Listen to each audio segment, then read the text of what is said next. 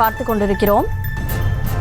கேரளாவின் ஹேமா கமிட்டி போலவே தமிழ் திரையுலகிலும் ஒரு கமிட்டி அமைக்க நடவடிக்கை தேவை என நடிகர் விஷால் கூறியிருக்கிறார். அவர் பேசிய காட்சிகளை தற்போது பார்க்கலாம்.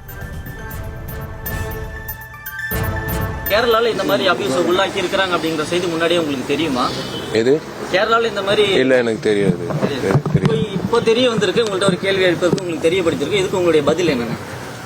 இல்ல, அபியூஸ்னா என்ன நடந்தது எனக்கு என்ன சொல்றாங்கன்னா, ஹேமா கமிட்டிங்கிறது என்ன சொல்லியிருக்காங்கன்னா, அதாவது பாலியல் ரீதியா வாய்ப்புகளுக்காக வந்து நடிகைகளை பயன்படுத்திட்டு ஏமாத்துறாங்க. இந்த மாதிரியான டிமாண்ட்ஸ் வைக்கிறாங்க. உங்களுக்கு வாய்ப்பு வேணும்னா அட்ஜஸ்ட்மெண்ட் வேணும் அப்படிங்கறது அங்க உள்ள திரைத்துறையில பெரிய குற்றச்சாட்டு. ஹேமா கமிட்டி அதுல வந்து இது பண்ணி அம்மாங்கிற ஒரு நடிகர் சங்கமே கலைக்கப்பட்டிருக்கு. ஆமா, அது நான் கேள்விப்பட்டேன். ஒரே ஒரு விஷயம் தான் நான் சொல்றேங்க. நீங்க கண்டிப்பா வந்து ஒருத்தர் எவனோ ஒருத்தன் வந்து கண்டிப்பா பைத்தியக்காரத்தனமா வந்து கூப்பிடுவான். ஒரு பெண்மணிய மதிக்காம ஒரு பெண்மணியை வந்து அவங்கள பயன்படுத்திக்கிறதுக்காக முயற்சி பண்ணுவாப்புல. இதெல்லாம் வந்து தவிர்க்கிறதுக்கு ஒரே ஒரு விஷயம் என்னன்னா, அந்த பெண்மணிக்கு மன தைரியம் வேணும். அந்த பெண்மணி வந்து செருப்பால் அடிக்கணும் அந்த மாதிரி ஆளுங்களை. அதுதான் நான் சொல்லுவேன், வேற ஒண்ணுமே இல்லை.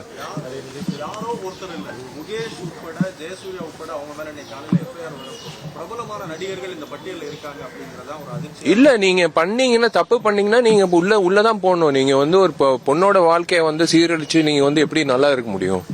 நீங்க வந்து கண்டிப்பா வந்து நீங்க என்ன பண்ண பாவமோ அந்த பாவத்துக்கு வந்து கண்டிப்பா நீங்க தண்டனை வந்து கண்டிப்பா ஒண்ணு இருக்கு. அந்த தண்டனை இருக்கு அவங்களுக்கு. தமிழகத்துல இதற்கான சூழல் இல்லைனாலும் இப்ப வந்து ஷக்கீலா வந்து தமிழகத்துல இந்த மாதிரியான ஒரு சூழல் இருக்குங்கிறத வந்து சொல்றாங்க. அது இல்லாம தமிழகத்துல இல்லைங்கிறத எந்த நடிகையும் மறுக்கல. இந்த மாதிரியான விஷயங்கள் வந்து தமிழ்நாட்டுல தமிழ் திரைத்துறை இல்லைங்கிறத யாருமே ஒரு மறுப்போ ஏதோ சொல்லல.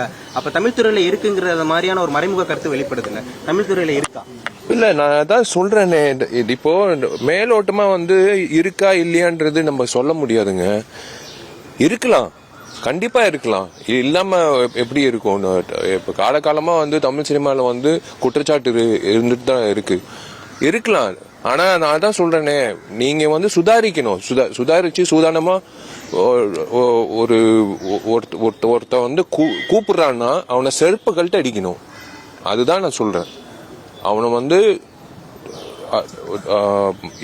என்ன பயன்படுத்திக்க கூடாதுன்னு அந்த தைரியம் வந்து அவங்களுக்கு வரணும். அது கண்டிப்பா வரணும். தமிழ் திரை உலகத்துல இருக்கா இல்லையான்றது சொல்லும் போது நான் அது வந்து நான் பெருசா சொல்ல முடியாது. ஆனா சிச்சுவேஷன்ஸ் ஆர் தேர். இந்த உப்மா கம்பெனிங்க இருக்காங்களா, இந்த உப்மா கம்பெனிங்க வந்து வேணும்னே ஒரு ஆபீஸ போட்டு சும்மாவே ஒரு கேமரா எடுத்துக்கிட்டு ஒரு போட்டோ ஷூட்னு சொல்லி ஒரு பொண்ணை கூப்பிட்டு பயன்படுத்திக்கிட்டு அதுக்கப்புறம் வந்து டோட்டலா வந்து எஸ்கேப் ஆயிடுறாங்க. இந்த உப்மா கம்பெனிகள், நிறைய உப்மா கம்பெனிகள் இந்த தமிழ் சினிமாலையும் இருக்கு. இது நான் ஒத்துக்கிறேன்.